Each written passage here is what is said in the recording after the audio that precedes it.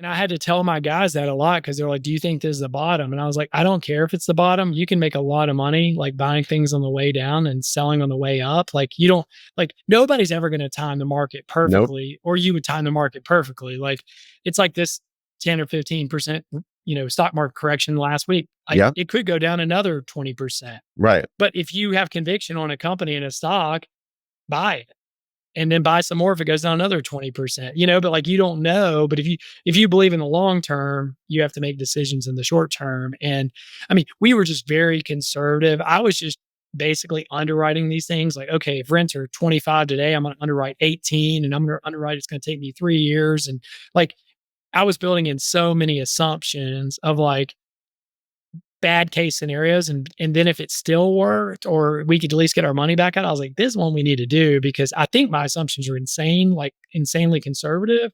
But I think they'll actually be better than this. But even if they hit these numbers, which are way off, like today, like we could still make money.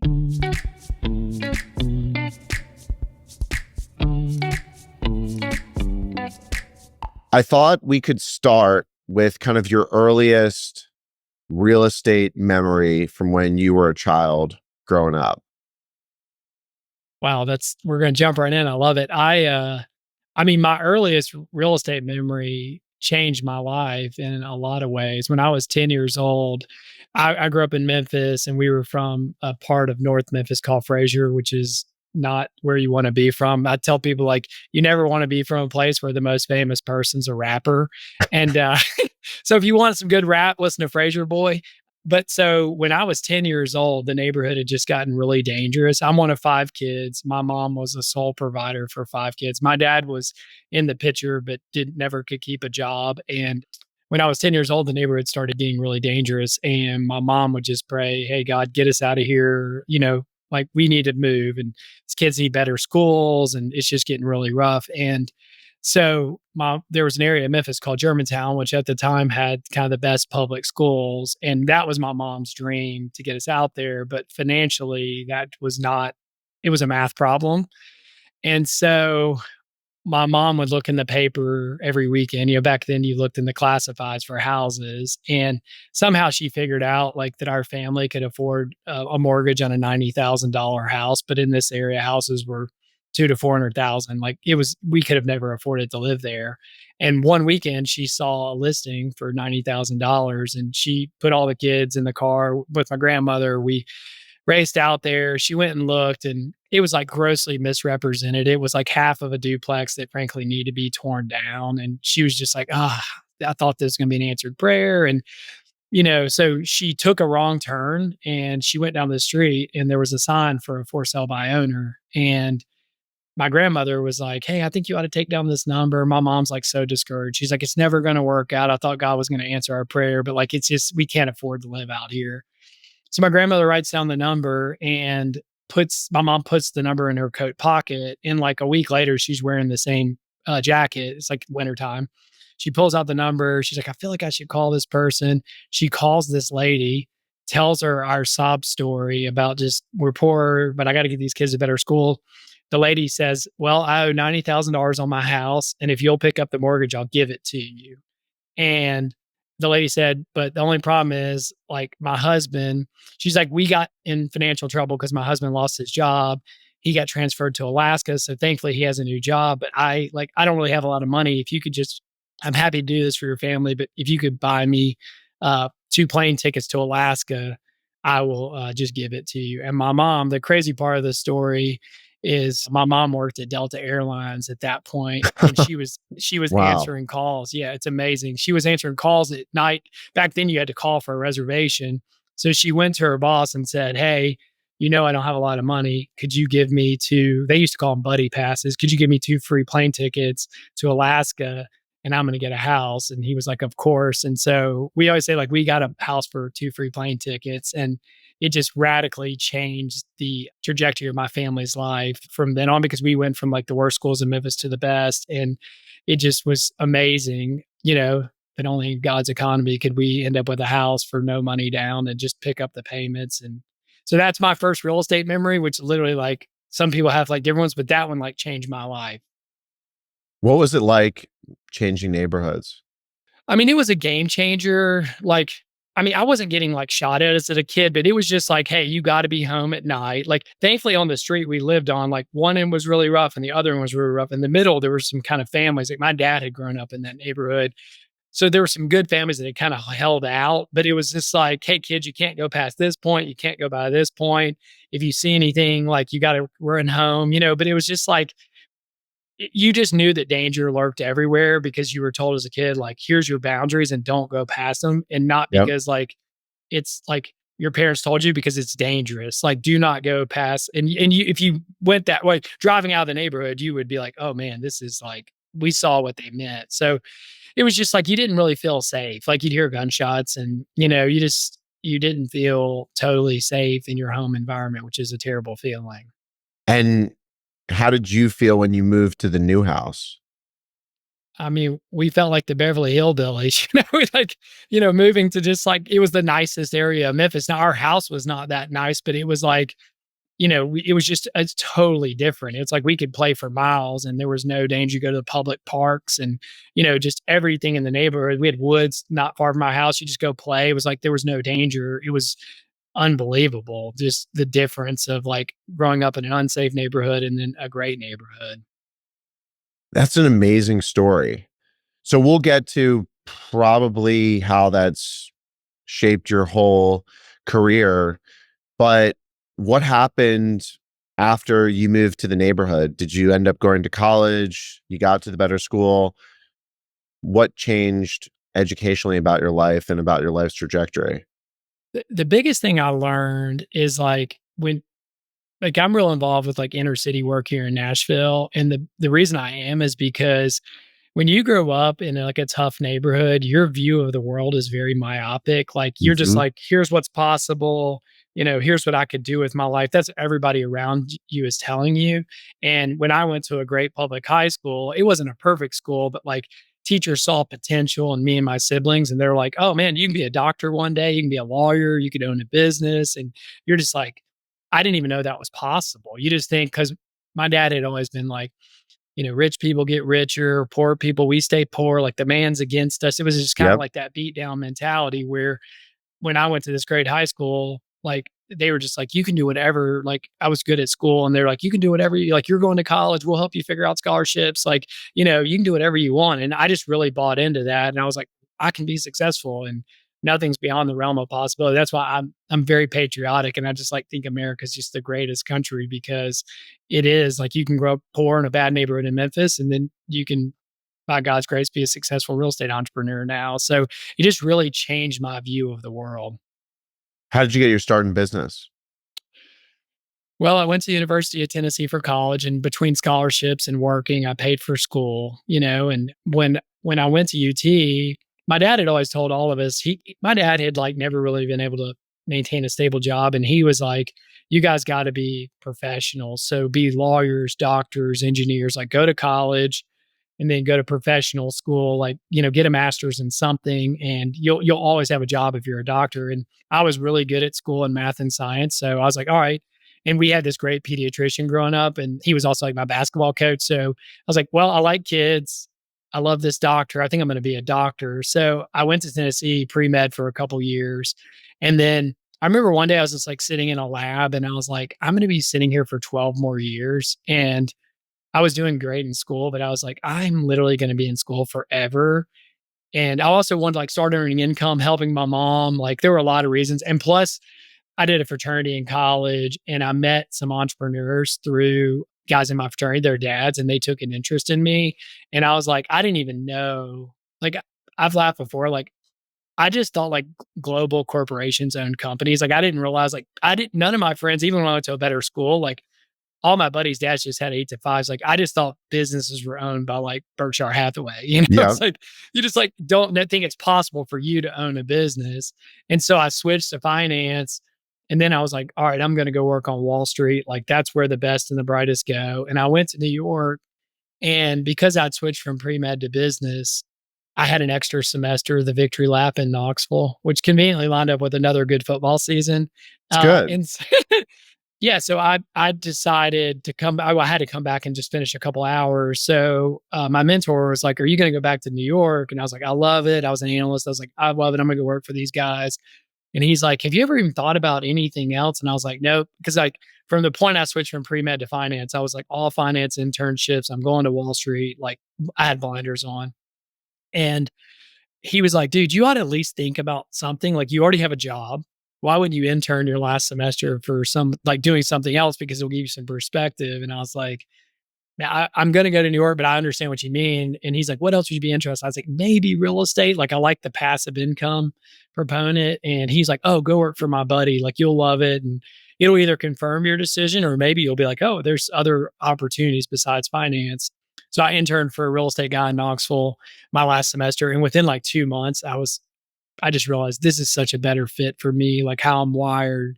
And, as an analyst in New York, you just sit in a cubicle 14, 16 hours a Yep. day. And I mean, there's not a lot of human interaction. And I'm good with numbers, but I really like people. And so when I got into over this commercial real estate guy in Knoxville, I was like, this is a good mixture of like finance, relationship, strategy, problem solving.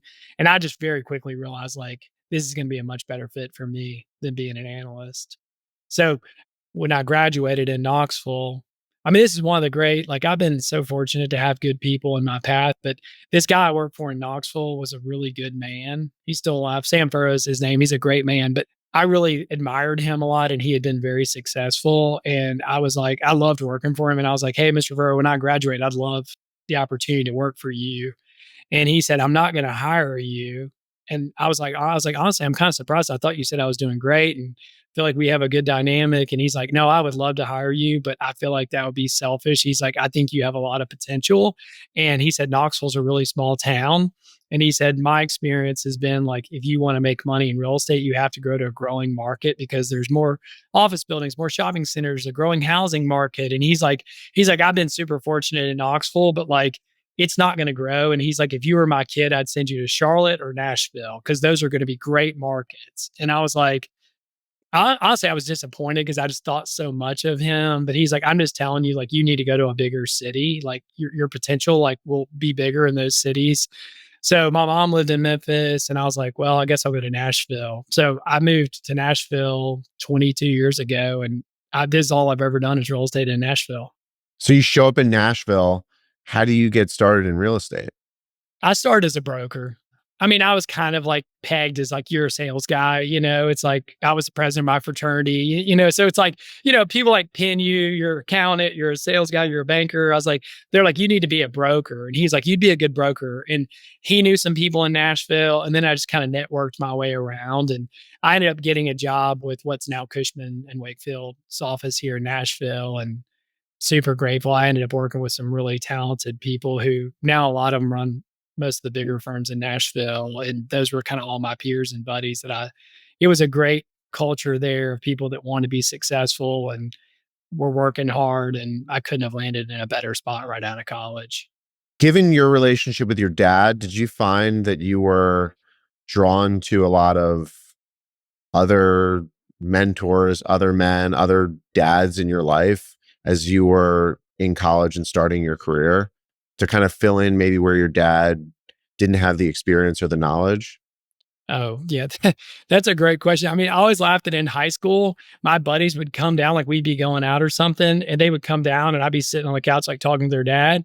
And they're like, when'd you get here? I was like, oh, I've been here like 30 minutes. And they're like, I'd be like, all right, see you later, Mr. Johnson. And then like I'd get in the car and they're like, what are you talking to my dad about? And I'm like, your dad's great, dude. I've been talking to him for like 30 minutes. They're like, what do y'all even talk about? I never talked about it. I'm like, I go, dude, you need to talk to your dad. He's a good dude. And because I didn't have that at home, like I have always sought out mentors. And honestly, that like if you ask me like what has most defined my career, it's like the wisdom that older people have invested in me. And I still do it. Like I'm 44 years old and I meet with older men all the time. Now I'm interviewing them about how do you be a great husband? How do you be a great father? How do you be a great community member? Like, and obviously I have like different mentors for real estate and business. But like some of them, I'm just like, hey, I'm trying to be a better husband. Like, what did you do that worked really well in your marriage? What mistakes did you make that you wish you wouldn't have done? Like, because like right now I have 4 young kids and I'm always interviewing guys like, hey, when you had a bunch of young kids, like how did you keep your marriage intact and make sure you guys don't drift away like over time? So I've been super fortunate to have a lot of people who've invested a lot of time and energy in me. Is there a common theme that they say about life and family? Yeah, I mean, for all of us who are driven in business, I mean, the biggest theme they say is don't forget about your wife and don't forget it. Like no amount of money or success you can make is worth a fractured marriage or kids that don't love and respect you. And so, like all of them are like, you can't invest enough in your marriage. You can't invest enough in your relationship with your kids. And then, like, especially with kids, I mean, my kids are 7, 5, 4, and 8 months, and they're like you you think you have a lot of time. Like to you, it feels like, oh my gosh, they're so far, but they're like, you're gonna blink your eye and they're gonna be in high school. And when they get in high school, like they're not gonna think mom and dad are as cool. Like they're gonna have jobs and play sports and they're gonna have their own car. And they're like, so you really gotta dial in now because this time's gonna fly and your relationship will be built by investing in them. And obviously you still have to work and do things, but like they're like, when you're at home, you got to be locked in. Like, don't be messing around your phone. Like, they have to be a priority. And if you got to log back in for work, do it when you get your kids to bed. But like, get home, have dinner, focus on them, ask good questions, spend time with them. And then you can always work or you can get up early on a Saturday, but like, don't take it for granted because it's over before you know it. Do you like keep your phone in a drawer or hide it? How do you do it really well? I've bought this thing called an RO box, which is like basically a smart device that you put your phone in. It tracks like how much time per day you're away from your phone. But like it's been really good for me because half time I don't even start the app to count it. But like Yep. just the act of putting it in a box, like I used to keep it on the kitchen counter like a lot of people. And then I would find myself like checking my email when there was a lull in the convert. Like you walk by, like, oh, check your phone. Then next thing you're in your email and your kids are like, hey, dad. And you're like, I was like, I remember one day particularly, my kids were like, hey, dad. And I realized they had said it a couple times. And I was like, this is so bad. Like they think that this device is more important than them. So I highly recommend getting a box or putting it on your nightstand, but like out because I never just walk over there and be like, oh, I'm going to open the act of opening the box because like, oh, it's not that important. I'll just check it when the kids go to bed. And so Yep. for a couple hours, I don't have a phone at all. And people are like, what if there's an emergency? I'm like, well, that's pretty rare, and I don't know. If they call my phone 2 or 3 times, it'll ring through, you know what I mean? Like, Yep. I was like, if it's I tell my family, like, if there's an emergency, just call a couple times and it'll ring through, but it's sitting in a box. Yeah, I mean, I struggle with that too, and then it kills you if the kids say something, and I've been really trying to do 2 things. 1, I try and put my phone away from where I am, like you suggested, and the other thing, I think I read, I don't know, it's like some teachings of like Mark Andreessen or something. And I started trying to only check my email very intentionally a few times a day, where like you actually sit down, you focus, you respond to the emails, and then you move on, as opposed to what most people do and what I used to do. And what I sometimes fall into is like where you're just bored and you're constantly scrolling through the emails. And that's had a really big impact on just my like brain power and not being frazzled. And like you said, I say if something's really important, just send me a text. But I'm not checking my email because it puts me on like their time, not my time. Yeah, I've done a lot of that as well. For years, I had like an autoresponder that just said, "Hey, I check email at these 2 times a Really? day." Yeah, and it worked really well. It actually helped big time with the volume of email because what was happening is we would have a closing or something, and people were like emailing me like last second, super important stuff, and I'm like, Right. guys, I have meetings. I'm not always just. I don't work at a call center. I'm not sitting here all day waiting for your email. So I put that up, and frankly, I need to put it back up. But I've been pretty disciplined about just doing the same, like not letting my email become my to-do list throughout the day. And, because it can quickly, I mean, you can spend all day in your email. And then I've learned like the more emails you respond to, the more emails you get. Like it's just like a lot of times, like people will figure it out or they'll pick up the phone and call you if it's really important. Obviously, you grew up very differently from how your kids are growing up. Is that something that you struggle with? Yeah, it's my number one fear is to raise entitled children. Like, you know, growing up like I did actually was not that bad. Like, it's like, you know, if you grow up with no money, you kind of go two directions. You're either obsessed with money and security, or you realize it doesn't take a lot in life if you have all your relationships to be happy. And I've kind of fallen out like that. And so, like, me and all my siblings are extremely hard workers, but that was by necessity because we had to get jobs very early and like buy our own clothes and, buy our Yep. cars and gas. So it's like, I'm very like a lot of it has been really good, and I worry for my kids. Like my wife and I are committed to not spoiling them, but there's no fooling our kids that we have excess means. And so what we're doing currently is we take our kids to volunteer a lot in the inner city with a couple different ministries and nonprofits we're involved in just to teach them like, and then we're talking to them going, "Hey, what you experienced there, those were normal kids. Like their life is actually much more normal than yours and they're awesome. Like they're just great people." And like kids are so sweet. Like they're just like making friends with all different Yep. races and type of kids. And they don't even like my kids have yet to even figure out race yet. They haven't Same. and I'll tell you a funny story. My daughter, I was putting I had my 2 older girls who are 5 and 7 to bed recently, and I was, like, talking to them, and I was like, "Hey, tomorrow you guys are going to volunteer with Wonderfully Made," which is this after-school program in the inner city, and they're like, "Oh, dad, which one is that?" And I said, "It's like Young Lives." They had just been to this other place before, and my oldest looked at my 5-year-old, and she said, "Rosie, you know how me and you are a little bit tan?" She said, "These girls are really tan." And like, it was so sweet. I about cried because I was like, they're just like, and they're friends with these girls. They've become friends through this program. And it was just so sweet because they love them. And like, sadly, in our world, people over time get their opinions about people or different, who are different than them. And, it's like we're trying to teach our kid, like, you just love people based on who they are as a person, not their financial wherewithal, what neighborhood they live in, what color they are. Like you just love them for who they are. Yeah, that's what I'm really surprised about when I talk to my kids. And it goes to show you just like how much stuff people and kids absorb from, I don't know, the internet or social media or bad people in their life. But kids, when they're with kids, like they're like fully pure. Like there's no real distinction between a lot of the things that adults would distinguish people by potentially. And it's really interesting how, potentially that evolves. Let's go back to the brokerage days. So you're a broker. Did you even know anything about real estate? Did you just start trying to sell stuff because you're friendly? You were the president of the fraternity. How does that all come together?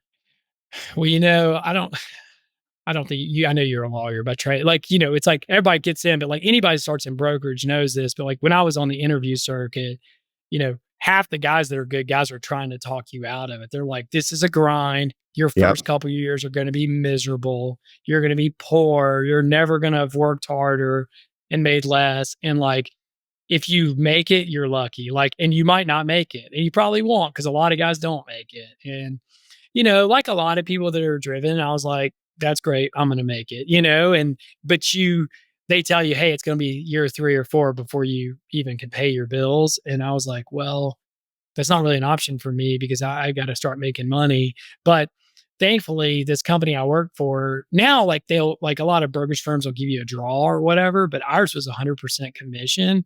But I Wow. was like, guys, I don't have like any family money. There's no rich uncle. Like I need like, I think I got them to pay me like net like 2 grand a month because I was like, guys, like I really want to work here, but like I literally have like a rent to pay and gas money, Yep. And so I was just like, I'll take nickels, but like you got to pay. I can't go with zero. Some people's families can spot them for a little while. But so they were like, all right, if you'll do research on nights and weekends, like back then we had like there was no CoStar, so we had a physical database, like I mean, Wow. I laugh. I've been kicked out of a million office buildings because like I went in there with a literally a camera. There was no camera phone. It's like take a picture of the thing and then walk around to the suites and make sure, oh, this tenant, this law firm's in suite 300, and then you go back and look up on the internet, like here's their phone number. But like I was building the database for myself and the other brokers. But they're like, if you'll do research for us, we can pay you. I'm like, whatever, I have to. But you know, year one in brokerage is brutal. I mean, now I'm the old guy telling young guys, like, you better be ready because it doesn't matter if you're an SEC quarterback or president of your fraternity. Like, you think you're going to beat the system and make money quicker, but it's a math problem because, like if you sign up to be a residential realtor, your aunt might buy a house the next day and you have your first client. And in the leasing world, like, within a couple months, you're starting to like get potential clients. And I'm like, awesome. They're like, we like you. And I'm like, yeah, I like you guys. Like, you're going to be my first client. They're like, great. Our lease expires in 2 years. And I'm like, crap. Like, I'm gonna be out of the business in 2 years. Like, Yep. I need like a commission in 2 weeks.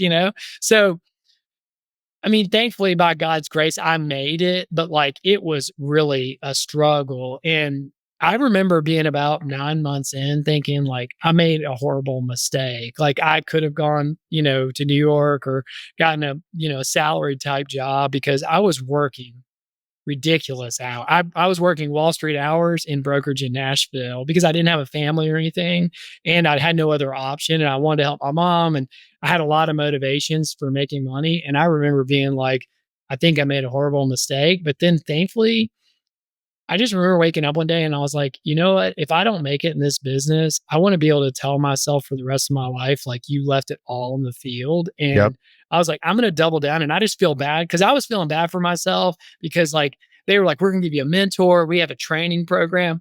They might have, in theory, in a handbook somewhere, but that was not true. They didn't lie to me, but they were commission only sales guys. And I quickly realized Yep. that. I was like, I need to quit feeling bad for myself because this guy's got bills to pay and he has 3 or 4 kids at home. So he doesn't have time to drag me around all day and train me. So thankfully I came up with the idea of like, I went to all my like senior partner bosses and I was like, hey, because I was getting kicked out, go cold call. And they're like, get out of here. And I was just like, hey, I want to represent you. And they're Right. like, get out of here. And I'm like, but I realized that people love to talk about real estate. So I went to like all my bosses and I was like, hey, can I put my name on your flyers? And you can tell whatever life insurance company you're the landlord broker for, you made all these cold calls. But like, I'm just going to go to all the neighboring buildings and drop off a flyer. And I realized like people were always curious about real estate. Like, Yep. thankfully, like even the average person is really curious about our business. And so I would like, paper clip my business card with a flyer and I would drop it off as secretary. I said, I know the CEO is really busy right now, but like I'm leasing the building across the street. And if you could just have him call, I know he's slammed, but like I'm not going to interrupt his day, but I'd love to talk to him. And they would start calling me and they're like, oh man, I was curious, like, how much is that building? And we've always wondered and we don't really love it here, but it gave me something to talk to them about where when I was just hammering the phones and just stopping and knocking on the doors, people did not want to talk to a 23-year-old broker. And so that really changed my career because I started to pick up clients just with a different strategy. And then as the more I helped my bosses, they started wanting to help me because like my deal with them was, hey, I'm not trying to get in your pocket. Like this isn't a trick to like get some money off your listings.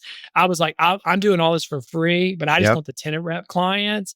And and I was making so many calls. And then I would hear them on the phone with New York Life or ever in the building. They're like, yeah, we made 150 calls last week. So I was making them look good. So eventually, and I was always the first one there and the last one to leave. Like eventually they were like, hey, I got this new listing. And honestly, I'm slammed. And like, I'll give you 20% of the commission if you'll just help me with it. Like, we'll work on it together. So that's when it really started to pick up, and thankfully I ended up having a really good first year, but it was like the last month of the year, I sold a big building. I mean, just I God bless me, I got lucky, but I sold a building, so I ended up like having like I was rookie of the year and all this stuff, but it was like, Amazing.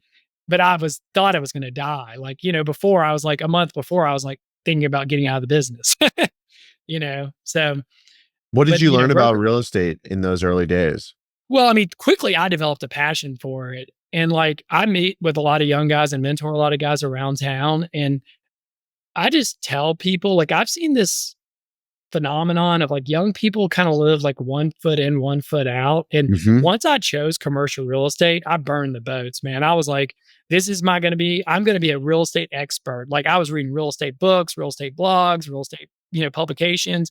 I was like, I'm going to become obsessed with real estate and I'm never going to think about, well, should I gone to New York? Should I have done this? Like, should I get into healthcare, which is a huge industry? I was just like, commercial real estate is now my hobby. And so I just developed a real curiosity for it. And, it's like, I love real estate and I liked working on like in New York, I feel like you're just like moving money around. Yep. And we do that some now, as both of us being investors, but like tangibly, like going from like concept to reality, I love that part. Like it's like, our core business is taking old shopping centers and turn them around, but it's fun to like buy a busted up old Kmart.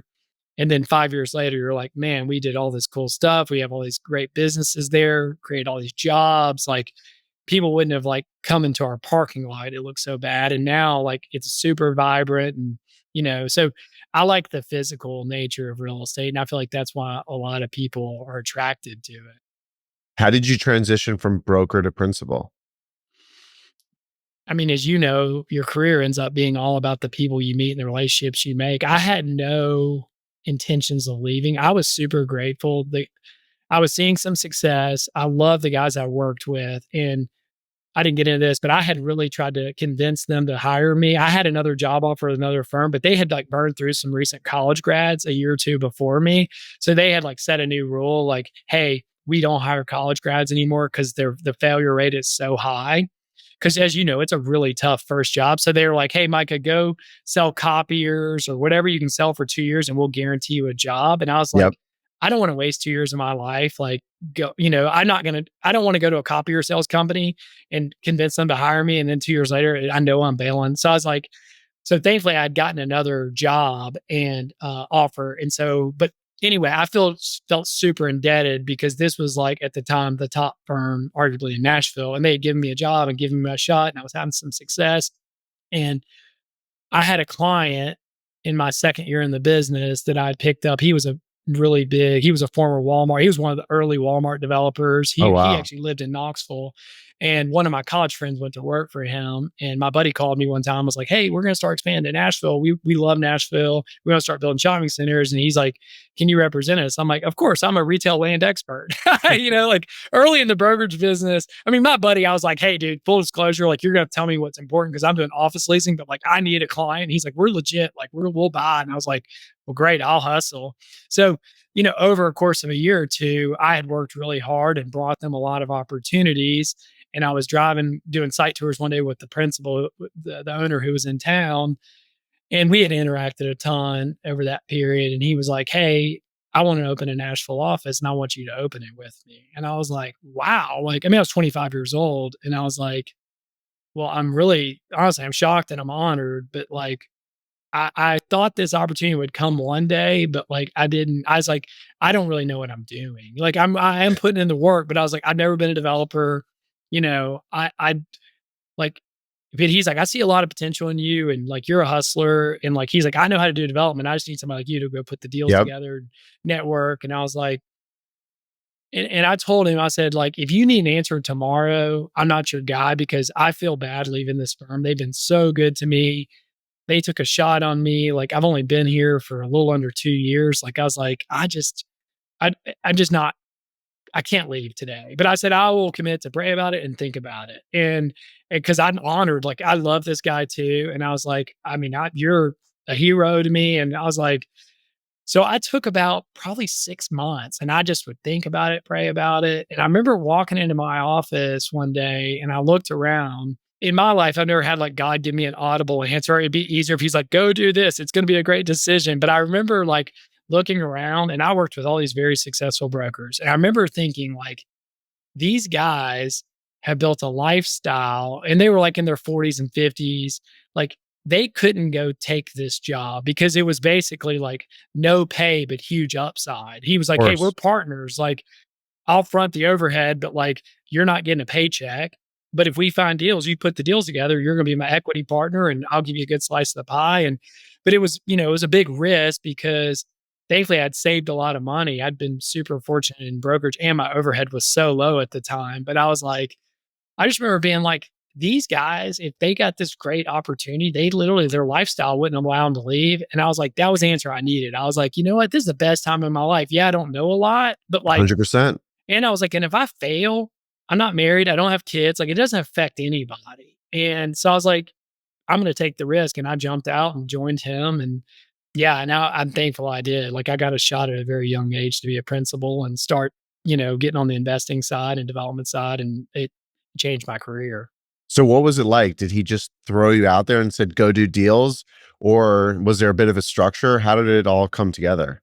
Man, his name's Bob Talbot. He passed 2 years ago. He's a great man. I love that guy. But he ended up hiring me, and the structure is figure it out. Like, like he gave Yeah. me the greatest gift of my life, which was like a lot of leeway and little guidance. Like he wasn't going to let me do something really stupid, but like he was so busy, like he didn't have much time.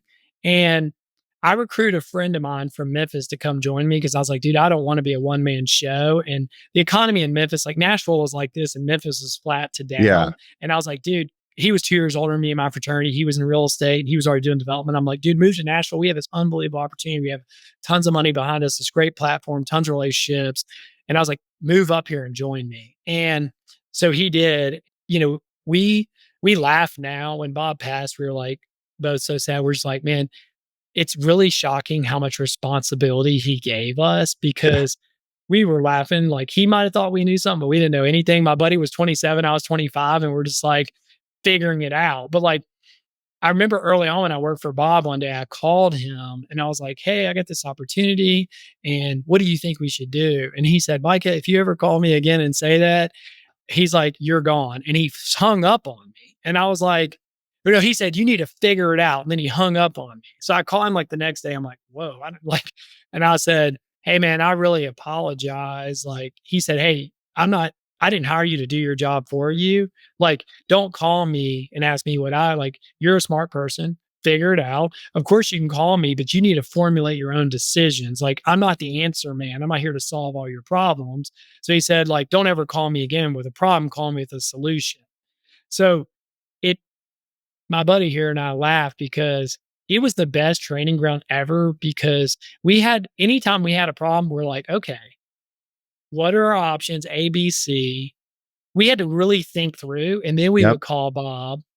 If it was small problems, we didn't even call him. We just had to make a decision, and we had to deal with the consequences. And he was a good guy. Like he didn't like burn you up for stupid, but like the big stuff, I would call him and say, hey, Bob, we're working on this development. Here's our financing options. If I own the company, here's what I would do, but I'm young, so I might be missing something. And a lot of times he'd be like, yep, that's right. Or he'd say, hey, you don't know this because you're young, but like you actually need to go through door B because door A sounds good, but here's the possible traps down the road. And like, so we were just talking recently about like what a gift he gave us, because learning to be a strategic thinker and problem solver is the greatest business skill you can ever develop. But if you have like a boss who just gives you orders all day, you never have to think about Right. things. And so now that I own a company, I've had to get a lot better about when my young guys come in here. The easy thing to do is go, here's the answer, get out of here. I'm busy, like, and not teach them. The harder thing to do is like, hey, go back to your desk, think about this, and we'll meet at 2 o'clock tomorrow. But like, you're going to make the decision. I'm not making the decision. And it's easier just to kind of solve people's problems and be the answer man, but you're not helping them develop. And early when I started a business, I would just kind of really like, here's what I think we should do. Let's go, keep moving fast. And I realized like you got to train your team to make decisions and then be gracious when they make mistakes. Do you feel like you missed out on being with Bob in the office versus you and your buddy kind of running around Nashville and doing your own thing? Or was that a better training ground than being at home base? It would have been awesome if he was in town, because if we could have like taken him to lunch and like, but like back then there's no Zoom. You had to like set up a conference call. And, Yeah. and he had versions of us in multiple markets. So I realized like we were always like, man, I just told Bob that a week ago. Now that I've gotten busier, you realize like when you're busy, you forget about things. Cause me and my buddy would be like, dude, I'd bring something up on a call and go, hey, Bob, we're going to do that lease. And he's like, what lease? And I was like, I talked to you about it on our leasing call. So Yep. I mean, I definitely missed out, but like I ended up just supplementing that with like a bunch of great developers here in Nashville. And I'd take them to lunch and just be like, hey, we're working on this deal. It's not competitive to your deal. Here's the problem we're running into. Like, what do you think? What am I not thinking about? Like, and then reading tons of books, reading the internet. Like, I just had to kind of learn it myself. And what were you developing with Bob? Was it commercial centers? Was it big box? What were you doing? We were mainly doing Walmart shadows. So we would kind of buy everything around a big box. It didn't always have to be Walmart, but like this is before like out parcels were so expensive. But we kind of brought to Nashville, like at the time, the banks would pay like $10 a square foot for land. And all the small shop people would want to pay $6 and be like back next to Walmart. And we realized if we built like a nicer center up close to the road, they might get $18 a foot and we get 24. So it could, our costs were higher, but like, and we retained tenants because you drove by and you saw Subway and like all Yep. of our tenants, like they're right there. And half the time people didn't know there was a little shopping center back there. So we would go buy all the out parcels and then build shops up right up on the road. And that's all we did was like small format retail. What was the hardest part about that business? Well, so I went to work for Bob in late 2005, early '06. The market very quickly. We were doing it. Then people figured out what we were doing, and we had a lot of competition. So the land that we were paying 10 to $12 for quickly went to like 20. And those guys were assuming that the Asian nail spa was going to pay 32 a foot. And we were like, dude, they're barely paying us 25 a foot. Like we get their financials, they're not making a ton of money. And so the market quickly escalated where like everybody just kind of did the same thing we were doing because we were having success. And thankfully, like in '07, we were like calling Bob, being like, man, he's like, y'all are not producing deals. And we're like, yeah, because here's the math. Like the land has gone up to here. Construction at the time went way up, like in '06, '07. And we're like, we can't have any conviction and we're not going to depend on a 5 cap to get out of this thing. Yep. So thankfully we cut the spigot back. Unfortunately, we had 2 deals under construction. One was a huge mixed use project right as the financial crisis hit. What happened? Oh, those were the longest 3 years of my life.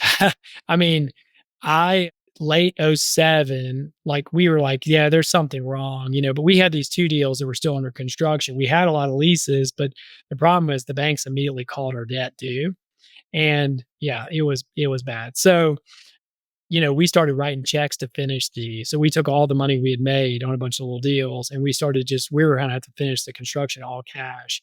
Wow. And my partner was just like, he thought he had enough liquidity to ride it out. Well, unfortunately, nobody knew the GFC was gonna last that long. In '08, I went to him, me and my partner, Seth, we went to him and we were just like, "Hey, the writing's on the wall. Like, do you want to raise like a big distressed debt fund? Or, there's going to be tons of opportunity, but we got to go deal with these 2 challenges." And he was starting to get older and he was like, honestly, like, I don't have the energy for that. Like, you guys ought to go do that. But, you know, I'm not going to partner with you because for my foreseeable future, I'm just going to be working through issues, trying to keep the stuff that I have no basis in. And some of the stuff I'm going to have to give back. And so I started this company, started working on it in '08. I officially started in '09 with the opportunity to like go buy a bunch of distressed stuff, distressed debt, shopping centers, subdivisions, office buildings, everything.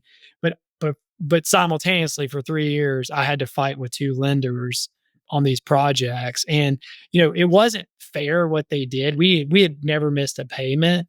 Ultimately, my partner ended up winning lender liability suits against them. I Yep. chose not to do it because I was just like, dude, we've been fighting with these guys. 3 years later, we ultimately settled with them. My life would have been a lot easier if I would have just filed bankruptcy because we spent a lot of time and energy I was trying to do the right thing with my lenders because I was like, if I ever run into these guys at lunch, I want to be like, hey, yeah, you were not fair with us, but we tried to do the right thing. We didn't try to just like take the easy button, file bankruptcy and, spend $5,000 and start our life over. I was like, we were trying to be people of character. Yeah, what you did to us was not fair, but we wanted to be people of character and try to pay back what we felt was due. And so it all ended up working out. But I mean, we almost had to file bankruptcy, me and my partner, my local partner. To get out of the guarantees, the personal Yeah, just to get guarantees? out because they wouldn't Yep. settle with us. They were sending us ridiculous offers. And the frustrating thing is we were the junior partners, but unfortunately we had signed joint and several guarantees. So they were trying to sue me and my buddy who were the junior partners for the full amount, which we're like, if you'd have just let us finish our project, we could have paid you guys off. So we had a slam dunk lender liability suit on them. And ultimately we ended up winning. I didn't participate in the litigation, but my partner did. He won both of them, the senior partner, because it was like ridiculous. They had called us on a technical default in the loan docs. And, you get in front of a judge and the judge is like, hey, these guys, hold on, half the people in America are not paying their mortgages on commercial, and these guys were paying every month and trying to hang in there and do the right thing. And you guys called their notes due. Like, no, like, so, but that was obviously a very tough season. I'm super thankful. I mean, you talk about like a real estate MBA, that those couple years were an MBA, and it ended up giving me a lot of opportunity in my new firm because I started to learn how the distressed debt world works. And so I raised a bunch of capital at Anchor and started buying a bunch of distressed debt and stuff because I learned through that process how that whole process works and, on the back end. So let's go back for a second. How did you even know how to raise capital? I mean, you're raising Well, capital in '09. That's a difficult time. I You mean, must be pretty thankfully, good. Thankfully, God puts people in your path. One of my original leasing clients was from an extremely wealthy family, and he and I just had struck a great relationship. He was, 10 to 15 years my senior, and I was the junior broker on his account. And so, over the years, you just have certain clients you hit it off with, and we stayed in touch that whole period when I was doing development, and we'd go to lunch and talk. And he was like a real conservative guy, but I mean, he had a lot of resources and he likes a good deal. And so when the market started getting hairy, I went to him with this idea and I was like, hey, I got all these relationships, but I have no money. And this is going to be an epic time. I'm a huge Buffett Munger fan and I have Yep. read basically everything they've ever written. And, I just had always read like, you got to buy good assets at good prices when they're out of favor. And so, like, I was like, and nobody wanted to touch commercial real estate. And every day the headlines were worse. It was like commercial real estate heading for all time low. Is this the next Great Depression? Like, but I was seeing deals that were 40 cents on the Yep. dollar. And I was like, well, a year ago, someone would have paid 10 million. I can buy this for 4 million.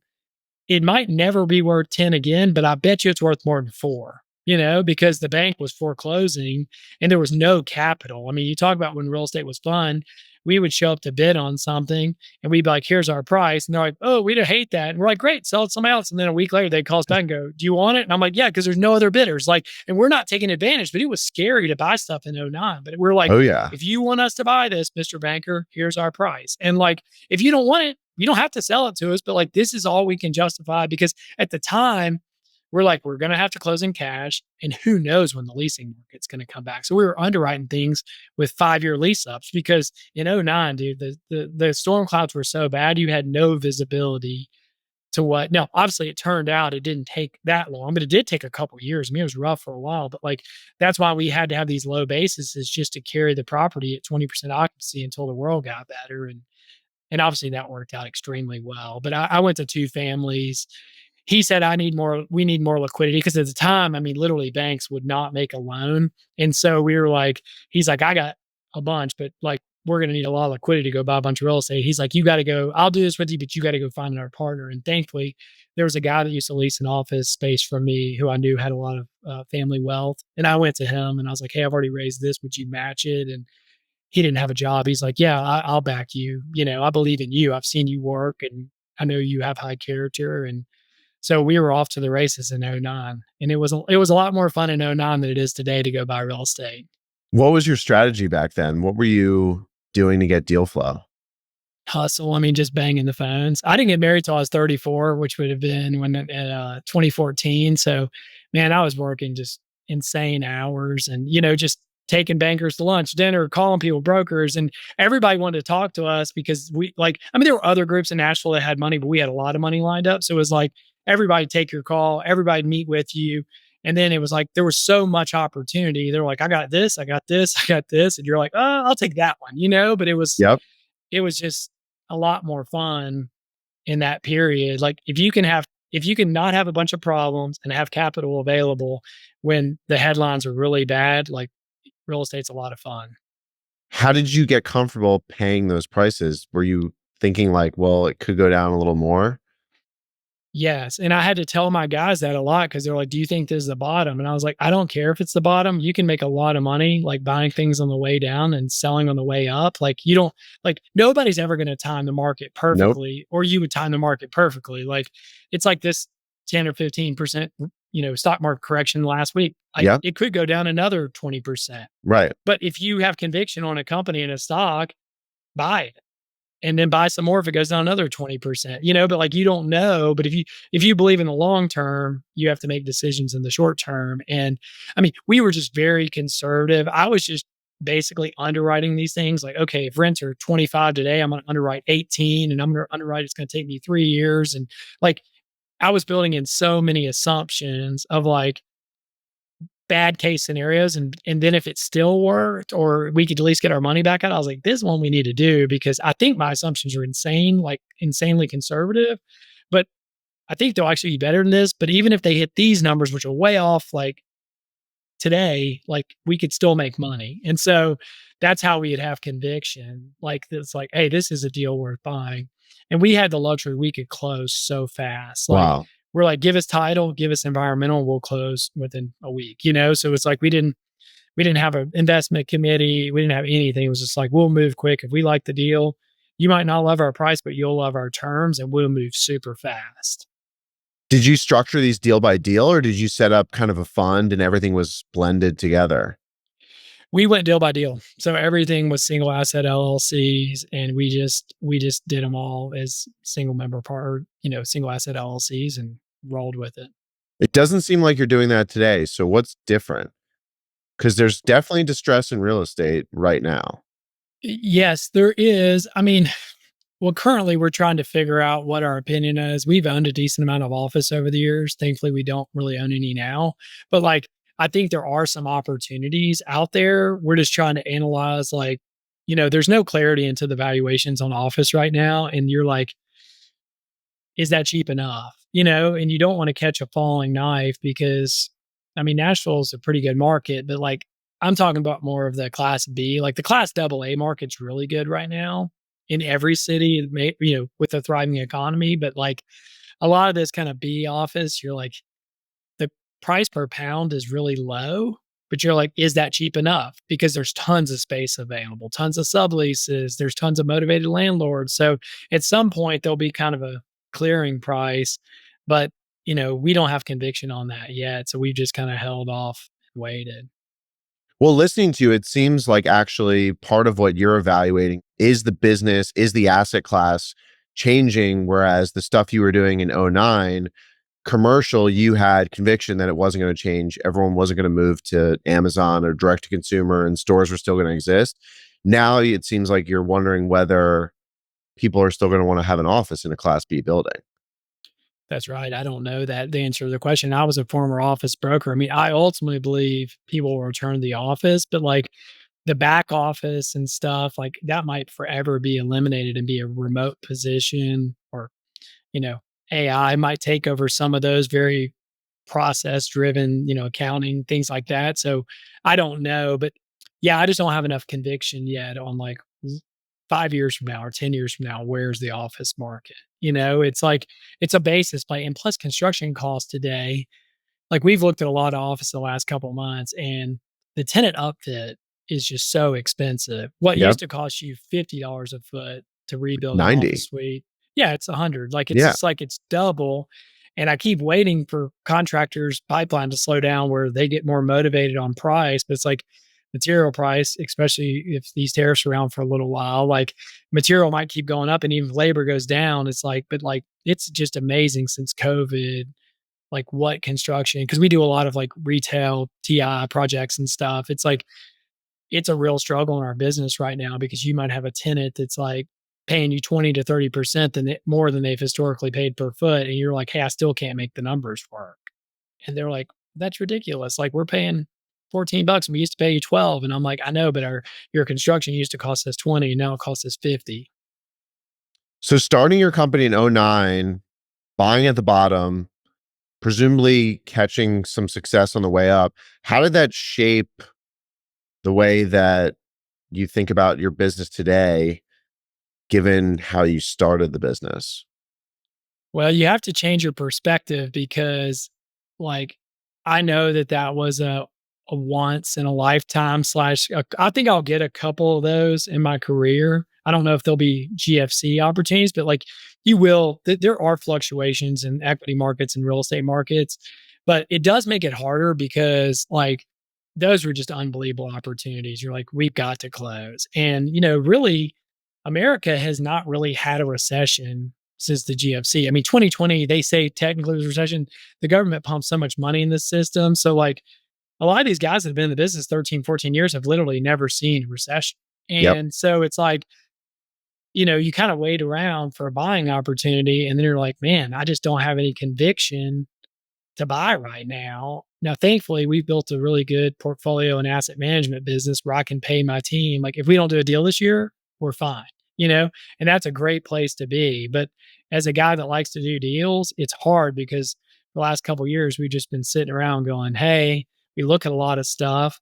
A lot of it doesn't trade. And the stuff that does trade, somebody comes in with like a 1031 and you're like, they paid about 20% more than we would. And like, the risks are just too high for that deal because every deal I've done in my career, no matter how diligent we were, has had surprises along the way. Like TIs go up, tenant files bankruptcy, whatever, interest rates go up. But like if you buy a deal with some margin for safety, generally it works out really well in the long term.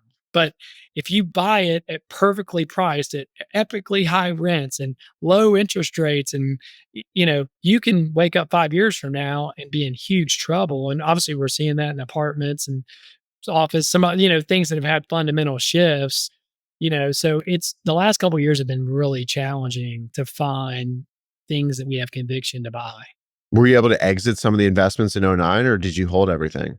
No, we exit a lot. I mean, that's how I was able to eventually go out on my own, which, I was able to churn a lot of the stuff that we bought in 9, 10, 11, 12. And when we got it, we executed our plan, we got everything leased, we did a great job. And then we sold, 16, 17, 18, 19. We churned a lot of that stuff, which gave me the ability personally to go do this on my own. So, meaning you don't raise capital from outside investors, you're just solely personal capital? What does that mean? No, I still raised from a lot of wealthy families, but it gave me the ability to be like own the business by myself. And like I didn't need like other people for balance sheet purposes Yep. for arranging the debt and stuff. And really that was just based on me like wanting to do some more kind of missional things with our company and like use our business for impact in our city. Like I had all these ideas of how I want to use the business, but when you have partners that might not agree with what you're passionate about, then it's like eventually it's like, hey, I have the ability, like, I'm just gonna go do this on my own. Like, love you guys, but like, I'm gonna go do this because I have all these things. Like, if I ran the business myself, here's things that I do differently. And I'm not gonna force that on you guys. So that's what I did probably 7 or 8 years ago. I took over the company by myself and I didn't need partners on the GP side with me. What were some of those things you wanted to do? Man, I've always wanted like to use my business to really like do something different in the world. And like, I've just been so amazed by what I've been allowed to do, like financially and business. Like, there's other people that grow up in tough neighborhoods or tough home environments or whatever, like that haven't been given the opportunities I've been giving. And like, I think a lot of times people that are self made could say, like, oh, I did this on my own. I'm such a hard worker. I put in all these hours.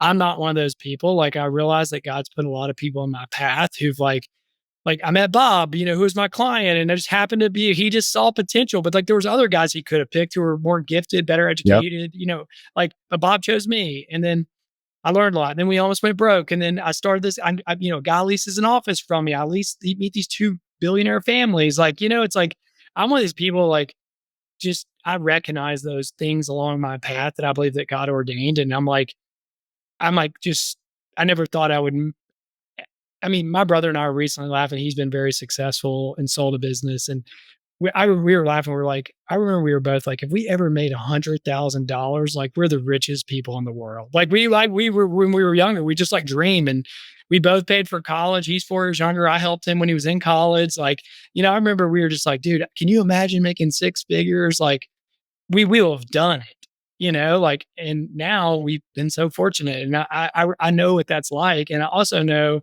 there's tons of single mom types in our city, just like my mom, who are just working their butt off every day to barely get groceries. And then if their car breaks down, there's no money to fix the car. Cause that was like, I think like, I raise money from super wealthy people. And I think a lot of people with influence think like, oh, poor people, like they're lazy. Like there's just these perceptions. And obviously there's a welfare culture, sadly, in our country where some people are lazy and they're physically able, but they don't choose. The government pays them more than they probably make at Burger King, so they just sit on the couch. Yep. And I don't love that. But like, there's a lot of people like my mom who she never went to college because she tried to help my dad pay for college. My mom's smart. She's driven. You never met a harder worker in your life, but like, she could barely pay her bills, and everything outside of putting food on the table was an emergency in my house. And like, I know how stressful that was for my mom just growing up, like watching her. She's working nights, so she could also be a mom. She's sleeping 3 hours a day. I'm like, that's what I felt called to do is like go find people like my mom. And I'm like, God's given me this business and I have all these financial resources. Like, we could go fund a lot of cool things and help people in Nashville and all over the world with the assets that we've been entrusted with. Was there a specific intention associating the business with all that good work versus you personally? Was that part of creating a legacy for the business, or was that just how it happened? Well, what happened was is my wife and I didn't want any credit personally. Like, a lot of people want their names on the side of buildings. That would horrify me. Like, you know, I just was like, I don't want the credit. And so we were like, we had always done things in the name of the business just because we were like, people were like, oh, do you want this room named after you? We're like, no chance, but you can put our company on it because like it's great for my team. And like, we talk a lot around my office. Like, I tell my team, like, I have long days too, like just like you. I mean, I own a business, but there's probably 20 to 30% of my job I still don't love because it's not really how I'm wired, and it's Yep, filling out bank reports and absolutely. like, but I'm like, dude, if I still want to borrow money, I got to fill out this report this month, even though I feel like I might call my bank and going, oh, it's a huge waste of time. He's like, Mike, if you want to keep borrowing money, you got to fill it out. I'm like, ah, I know. But but like on those days, I think about like tonight, there'll be a couple hundred people down at the rescue mission who we provided showers, meals, beds for. And like, that matters to me. And like, I'm always telling my team, like, dude, all of us at this company have parts of our job that we don't feel wired for, or, we might just hate doing, but it's necessary up from the owner of the company to the newest team member. And so I'm like, but on those days that you have just really a challenging, a tenant calls so mad, oh, the roof's leaking, you guys are the worst, we hate you. You're like, dude, it's a freaking tornado. Like, we'll get a roofer out there. I'm like, just think about that. Like, last year we built a church and community center in Africa, and there's this whole village Wow. that's going to get fresh water and like all these things that we're doing. And I was like, a lot of people, and I mean, I got friends with planes and everything else, but I'm like, y'all are not funding me to fly around on a private jet. Like I was like, my family chooses with the excess resources we've been entrusted with to go help people. And I'm not shaming people. Like, everybody's got to choose what they want to do with the resources. But I was like, guys, like, you don't work, you're not sitting here working hard every day just to like fund some fabulous lifestyle for me. Like, of course I've been blessed to have a great life, but we live so far below our means. But I'm like, all the excess money my wife and I make, we choose to go help people. And so that's like the kind of stuff I wanted to use my business to do. And then just to kind of continue that thought, there was also a moment I honestly, like 8 years ago, my oldest brother died. My oldest brother, when we were little, had childhood cancer for 4 years. And thankfully, they saved his life. St. Jude, we're forever indebted. We grew up in Memphis, which Hmm. is also like God's providence because we were so poor. It's like we wouldn't have been able to figure all this out, but St. Jude was Right. free. So, they saved my brother's life, but ultimately he died of what they call radiated heart because when you take a bunch of chemo and radiation, and that was, 35 years ago. They would just like blast you with Yeah. everything in their power to save you, but they weren't worried about long term because like you're going to die anyway. And so ultimately he ended up dying. He had basically the heart of like an 80-year-old man when he was 41 and died. And so he had multiple heart attacks along the way. But that was like my siblings and I are really close, and so like I was going through like the lowest low of my life, and also I was having my first kid like 90 days later, and so and because I didn't have like the best relationship with my dad growing up, it's like I have always dreamed of being a dad, and I was like, I'm not gonna be perfect, but I'm gonna sure as heck try. Like I'm gonna try to be the best dad ever because I wanted that dad. And and then we had some stuff internally going on with people doing things they shouldn't have that I didn't know because they were running other parts of the business. So all this culminated at one time. And I called a mentor of mine and I was like, I think I'm going to sell my business. And he was like, really? And he's like, I know you got a lot going on, but like, why? Like, he's like, a couple months ago, you told me things were going great and you really enjoyed it. And I was like, well, my brother died. I'm having my kid. I'm gonna have to fire some of my staff for doing things they shouldn't have done. And like, I'm basically like, and we can have this huge liquidity event. And like, I was like, and I can just kind of reset my life and figure out like what I want to do when I grow up, you know? And he was just like, man, I'm telling you as a friend, like, if you sell this business, you're going to regret it. He's like, you're selling it for the wrong reasons and you just feel so overwhelmed with all of what's happening in your life. And he's like, you might decide a year from now, but like clear your head. And he's like, God might ultimately tell you to sell it, but like don't sell it now. And I'm so thankful he told me that because I would have been selling it just because I felt so overwhelmed personally. And he was like, hey, you need to read this book called Halftime, which I read. And the whole theme of Halftime is like, how do you use your business for impact? And that really like changed my view on the world. Cause I'd always seen my business as an economic engine. And I'm like, of course, I'm going to treat my team members well, be generous, all these things with them. But like the business then spits out cash to me as the owner. And then my wife and I choose to be really generous. But it was like this thing just existed to make money. And we chose to be really generous. And what I realized through, and then I read the book and then went through their leadership program for a year. And what I realized is like, God has given me this business and like this is kind of my ministry. Like and like because I was really considering like, do I coach inner city football? Do I like go work for some nonprofit, start a nonprofit? And what I realized is like if you run your business like to help people, like I can have more impact running Anchor Investments today than I could if I was a pastor in Nashville. Like, I could Yep. influence Yep. because I mean, like you, we own hotels. Now we have a much smaller portfolio you do, but like, we'll serve 15,000 guests this year. I have hundreds of tenants, 50 families invest with me, 20 banks. Like, we have influence hundreds of vendors all over the country. Like, my company, we get to influence a lot of people who might never go to a church or a synagogue or whatever. And like we can like have a huge impact on them just by treating them fairly, being honest, communicating well, doing what we say we're going to do. And it really changed my perspective on why business exists.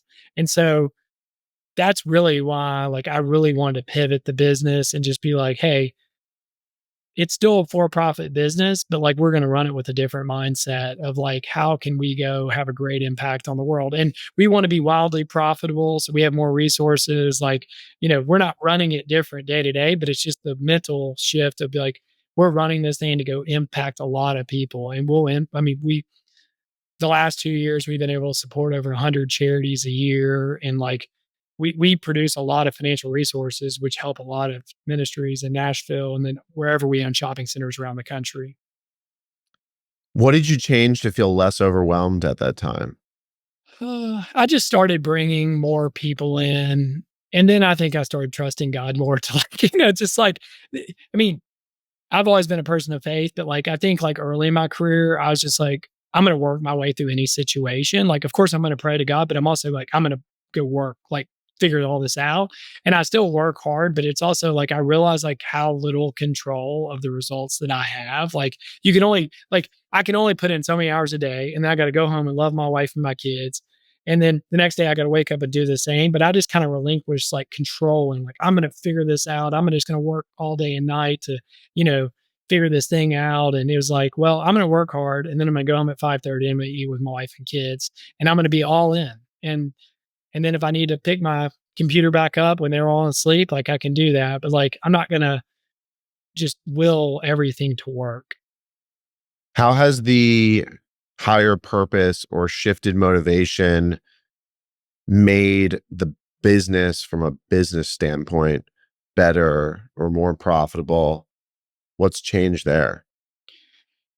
Well, we attract really talented people who believe in our mission because, it's like if it's down to us and another commercial real estate firm and they're a person that wants like social impact or change, they're like, they come work for us because like the other company, I mean, our hotels, we give away 100% of the profits. Our shopping centers on our GP side, we give away large chunks of our profits. We don't give away the investors' money, but like Got it. once we hit the waterfall, we make money. So it's like people that are, people in their 20s, it feels like are really socially minded. So we do get talented people who believe in what we're doing. So anytime we have a job available, we get a lot of applicants just because people are like, this is super cool. Like, we don't know many companies that do this. And so it's really, and then it attracts the right kind of investors who, now I laugh, like, all of our investors are referred to us. Like, we don't like, market for them or whatever. They're like friends of friends and, of our current investors.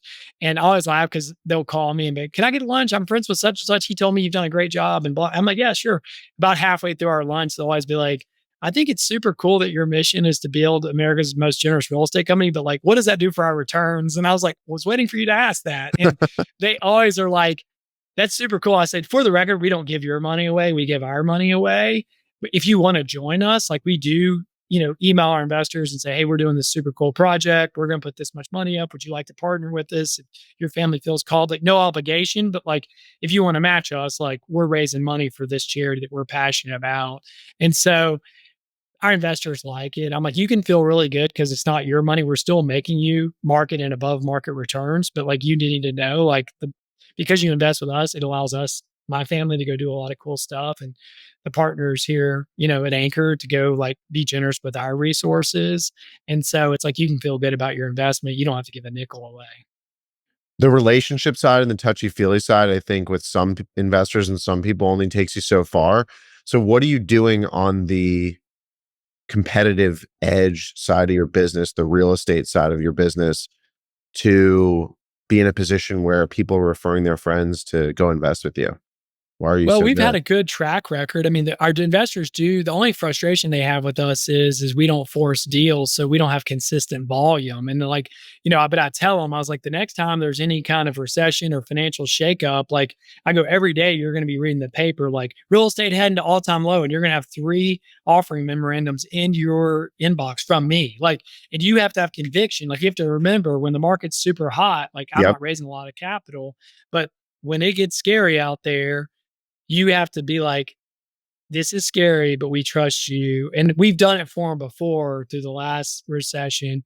And so it, like, that's what we've done. We've also vertically integrated the firm. I used to use third parties for leasing and management and accounting. And I just frankly was frustrated with the level of service. Like, you were Yeah. only as good as whatever huge, third party property management company in Nashville gave you a manager who had 15 different buildings. And like, we have kind of a motto in our office, like our existing tenants are our best clients, because in my world, like just keeping that sweet lease, like you don't have commissions, TIs, like, so like we never want to lose a client due to lack of service. And like our best tenants are the ones where we've bought these rundown shopping centers and then we come in and fix them up and we do everything that you should do, fix the roof and do the landscaping. And they're like, "This is crazy. Our roof leaked for 2 years." Like you will go on site visit, they'll have a bucket. And I'm like, "What is that?" They're like, "Oh, the roof." I'm, "How long has it been leaking?" They're like 2 years. I'm like, they're like, "We called the landlord, they just won't respond." I'm like, "That's ridiculous." Like, and I'm like, "By the way, your lease requires them to fix it." Like, and it's the right thing to do. But like they just love us because we're like, "Yeah, we're gonna do it. Like, we'll fix the roof." Like, but this, there's a lot of people in our business that don't do they're just taking all the cash flow and stripping it out of the deal. And we're Yep. like, dude, I mean, it's a short term you make more money, long term you lose it, because eventually, like, we love when those people are across the street from us because we just go steal all their tenants. And we're like, hey, look, you remember what this place looks like? Used to look like, look at it now and go interview our tenants. They'll tell you, like, we do a phenomenal job. Now, as you know, the management business is a tough business, but it's really helped our returns because we have very little turnover in our shopping centers. Let's talk about the hotel side of your business. You just breezed over this, but you've got a couple hotels in the most supplied market in the country, Nashville. I also think it's like one of the coolest markets in the country and the most fun. You were early, but your hotels are unique, but they're unique in a different way than a lot of people would think. Talk about that. Yeah, so we own 3 hotels in Nashville. We own 1 downtown and we own 2 in East Nashville, which is just a cool neighborhood right outside of downtown. The 2 in East Nashville, we've bought abandoned churches that were just dying. It's just less people went every year and it got to the point they couldn't even fix the roof. But these are these beautiful historic churches. So we've renovated them and made them like really cool small boutique hotels. And like it's cool because, I mean, for me, it was fun because my day job is buying old tired shopping centers and redoing them, but like it doesn't allow a lot of room for creativity. We have a lot of Yeah. corporate clients, and I always laugh. They're like, Sherwin-Williams, 1000, the gray. And I'm like, can we paint it a different color? They're like, just paint it the same color. I'm like, can we do a mural? They're like, no. I'm like, golly. It's like, they're just like, but it's been very profitable. And I'm super grateful. If any of my corporate tenants listen to this, like tell them I love them. But it's like the hotels have been fun because we've been able to save these churches were there 125 years, like way before a lot of the neighbors were there, the houses. And so they were the hub of that little community. And in Nashville, it's so vibrant, like somebody's going to tear it down and build apartments or condos. So we were able to save like a piece of the neighborhood fabric. And B, we're able to create like a really great profitable business model where we can support all these ministries in the neighborhood and in Nashville with the resources. And a lot of that came from when I went through halftime. The guy that coached me through that program, his name's Lloyd Reeb, and he's just a really great man. But he was like, I would tell him, at the time we just had one little hotel in downtown. And when I would tell him about it, we had started this thing called Rooms for Rooms. And it was to connect the concept with guests of like, hey, if you rent a hotel room from us, we'll provide rooms at the Mhm. homeless mission. So it was like, hey, you just we do a great job, great product, but like also know that you're doing good. We totally stole that from Tom's, a shoe Yeah, for a it's the same shoe. thing. But Yeah, yours is more expensive. They're giving away a shoe and you're giving away a whole room.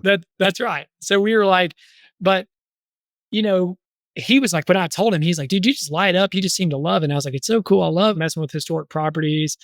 And I was like, I like the creative aspect. And he was like, why wouldn't you just build more hotels? And I was like, yeah, why wouldn't I? So that's really, and he like was like, dude, what if you just create a whole business that just existed to help people? And I was like, because like for years I was just like, I don't know, business, is that a noble calling? Like, would I have, because my whole motivator in life is like, where can I have the biggest impact?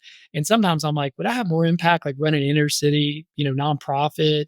And but I love business. I mean, I read business books for fun, and I've just felt so wired for business. And he's like, maybe this is a way for you to kind of scratch that itch and feel like, oh man, this matters. And so that's what we did. Like we did these, and from a P&L standpoint, we just pretend it like never existed. So like my family, we don't take any money out of it. Like, you know, but we invested the capital to get the business going Was it just with you or did you bring others along? it was just us. Like Wow. it would be hard. Like all my investors are like, I always laugh at this. Like everybody wants to invest in a restaurant and a hotel. Like they're like vanity projects. And all my investors are always like, dude, cut me in on the hotels. I'm like, we give away 100% of the profits. Like you'll get no return.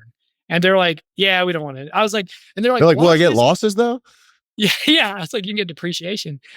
But I just said, guys, like if I bring you guys in every year, you're gonna be like, man, we gave a lot of money. What if we just gave a little bit less? And I was like, you want to make a return and I want to give away the money. I was like, so I just don't want investors. And thankfully we were able to capitalize it in a way that we didn't have to bring in outside investors. But it's been a lot of fun because what we realized is we could invest a certain amount of capital. And then for as long as God gives me on this earth, if I live another 40 years, that'll be a funding mechanism for 40 years.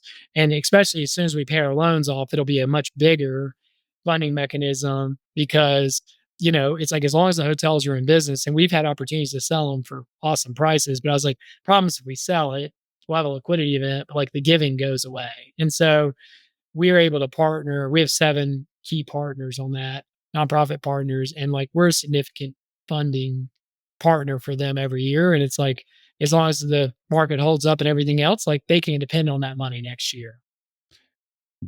Do you put the money in like a DAF and let it appreciate, or do you literally give all the money that you earn that year out to local partners? We give it all away every year. Wow. I mean, we reserve a little bit for capital Yeah. improvements and stuff, but like everything that's free cash flow, we give away.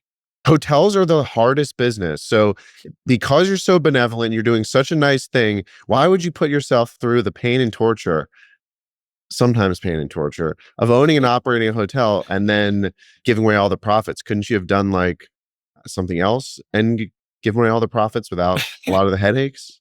I probably could have. I mean, as you know, like hotels are not real estate investments. They are operating businesses. And I did not know what I didn't know getting into it. Like, honestly, if I knew, I probably wouldn't have done it because, as you know, I mean, it's very management intensive. You Oh got to turn yeah. them every day. In my day job, I deal with businesses, it's B2B. Here we deal with B2C. As you know, consumers are much more fickle, especially when they're on vacation and it's their dream trip. And if anything goes wrong, they're just losing their mind. So, like, yeah, thankfully I have an amazing team that runs all the day to day. But yes, I probably should have just been like, we'll just pick a couple shopping centers and we'll give all the profits away on those. Like, it would have been a lot easier. Do you think you have a different perspective in terms of how you operate the hotels, how you design the hotels, because you have a slightly different profit motive? Obviously, you still want to make money because you want to give the money away, but has it been a competitive advantage for you? Not like attracting customers, but in maybe another way that I don't know about that wouldn't Well, be obvious? what we did have to do is like if you look up our hotels online, they're very unique. Like the properties are so beautiful. They have these huge stained glass windows and stuff. But like, if you check into one of our rooms, like our whole goal was if you search hotel rooms in Nashville and went to Google image search, like our bathrooms have like pink tile, purple tile, like they're fun. Like you would Yeah. never, your wife would never let you do that at home. But like you see it online, but like we can't compete in Google ads with the Omni and all these mega hotels. Like they just will bury us. So we had to like get a lot of PR, and then we designed our hotels really fun and unique where people like, if you go on Instagram, like tons of people tag us every weekend because like every room's also like totally different. So if you check into 101, and then your friends say in 102, you're like, whoa, that's weird. Cause most hotels, like same finishes, like everything is very bespoke and really unique. And people think that's cool. And they just like, it's just a different experience. And we've done like we give away free local snacks and like we just do some things because we cannot compete on Expedia ads or Google ads. Like we have to have word of mouth for people to find us. Yeah, that's a good point. One thing I've realized is that a lot of the big brands are terrible at social media for specific hotels. And it's a huge competitive advantage if you do social media and you can bring in influencers and all this stuff, because a lot of the big brands, even some of the really kind of boutiquey nice ones, just suck at social media because it doesn't feel personal, like they're not doing it in the right way. And we found it's a huge opportunity as well. And then also on our hotels that are like a Hilton, it's obviously a challenge and we have to get creative as to how we have a social media presence, because we would have like a director of sales at a hotel say to us like, oh, we want to have a social media page to maybe attract more wedding businesses. I'm like, well, like who's going to follow the Hilton so and so on Instagram? Like why would a girl do that? Like you have to come up with some sort of other engine, and it's always been a challenge, but the unique ones, it's much more easier, and that's clearly an advantage for you.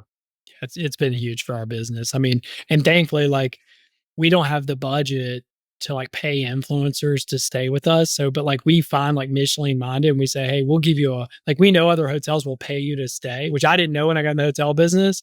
But like we can't pay you, but we will give you a free room. And like, but like you need to know, like we're gonna help tons of people because and like thankfully, like we get a lot of pretty big influencers who choose to stay with us when they could actually go make money to stay at another big hotel in Nashville. But like we're like, hey, the mission, like here's what we're doing. Like we just had to set a rule. Like I should have been, if I was blessed with your good looks, I would have been an influencer, but I'm not. So I realized like I didn't know you could be paid to be good looking, but you can in Nashville. Yeah, you could do a lot of things in Nashville. I want to close with just Nashville's popularity and the growth has been phenomenal. We were talking this week about how people were coming in from out of town, and you found it hard to believe they were paying that price for something. And then ultimately they made money and potentially you missed out. What's it been like seeing Nashville kind of explode and using that information to maybe find other markets that have a similar trajectory? You're focused primarily in the South, so there's certainly some hot markets in the South as well. Yeah. I mean, when we were catching up recently, I was telling you like being local sometimes is a disadvantage because I've been here since 2003 and you know, you had kind of a band of what you thought things were worth, you know, like to within 10 or 20% up or down. You're like, oh, this is kind of what things trade for in Nashville. And, you know, great financial crisis. Obviously, everything was cheap. We bought a ton of great stuff. But especially like late 2010s, like starting then. Nashville just appeared on every institution's radar. Yep. New York guys, Dallas. I mean, you wouldn't believe the amount of restaurants. It's like they have 3 locations, Manhattan, Miami, and Nashville. You're like, oh my gosh, like there's so much cool stuff. Well, you'd have people visit, a really sophisticated investor with a lot of money would come visit his kid at Vanderbilt. And he's like, oh my gosh, this city's so cool. And that building is a 8 cap. And that thing would be a 4 cap in my market. And he's like, I'm buying it. And we would be like, like the most recent one traded at an 8.5. I'm not paying an 8. Like, like what's his assumptions? And then, you also had neighborhoods where the rents were, I mean, this is 5 or 6 years ago. The rents were 30, $40 and now they're 100.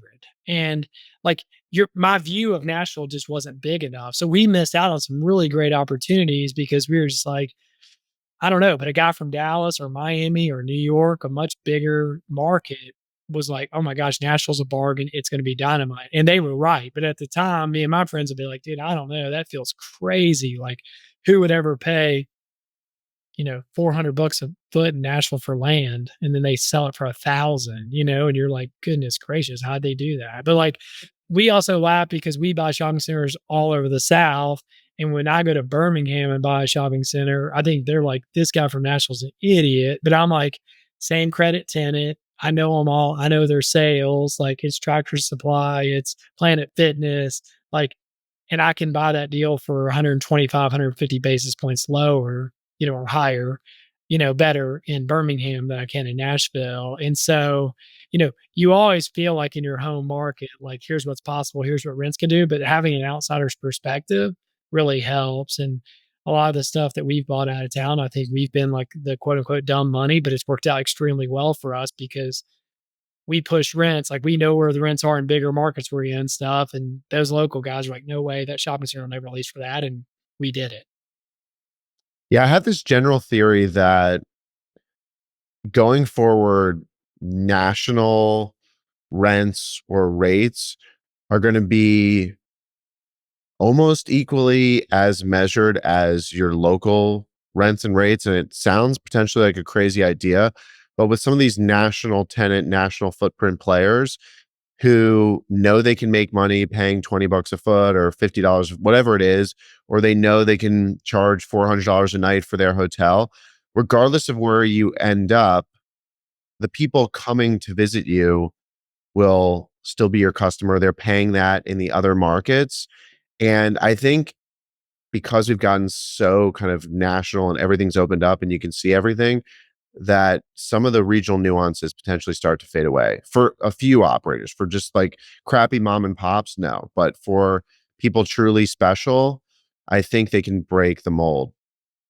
Yeah, I totally agree. I mean, we're already seeing some of that here, just like tenants that have paid rents that we thought were never achievable, but they're like, it's worked out great for them. Yeah, because they can do, Nashville has such a good tourism business. Like, some of these restaurants do unbelievable numbers, and they're doing similar numbers in Nashville as they're doing to some really big markets. It's wild. I asked all the guests on the podcast the same traditional closing question, and that's, what's your favorite hotel? Well, I will not list ours. I will not list, I will not We're going to plug put it in the ours. show notes, so don't worry. You can find Yeah. out I mean, all the honestly, like, hotels. a hotel that my wife and I have loved is the Grove Park Inn in Asheville. If you've never been, the spa's phenomenal there, which I had never even been to a spa in my life till I met my wife. And I was like, Wow. I don't know. And we went there like early when we got married. And I was like, I think I'm a spa guy. Like, you get a massage and you're like, but like, I mean, the hotel's just got so much history. Honestly, the rooms aren't the greatest, but the common areas are phenomenal. And we just love Asheville. There's great restaurants there. It's close to Nashville. And so I would say that's probably my favorite hotel. I love it. I've never been to Asheville either, so I'm going to check it out. Thanks for coming on the podcast. This was a lot of fun, and it was amazing hearing your story. Jake, thanks so much. I'm honored to be on here. Thanks. Appreciate you. Have a great day. Appreciate you too. Hey everyone, it's Jake here. Thanks again for joining me on this conversation. Be sure to subscribe on Apple Podcasts, Spotify, or YouTube. Lastly, don't forget to follow me on Twitter @Jake Wurzak. I'll see you in the next episode.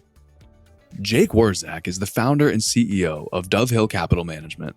All opinions expressed by Jake and his guests are solely their own and do not reflect the opinions of Dove Hill Capital Management.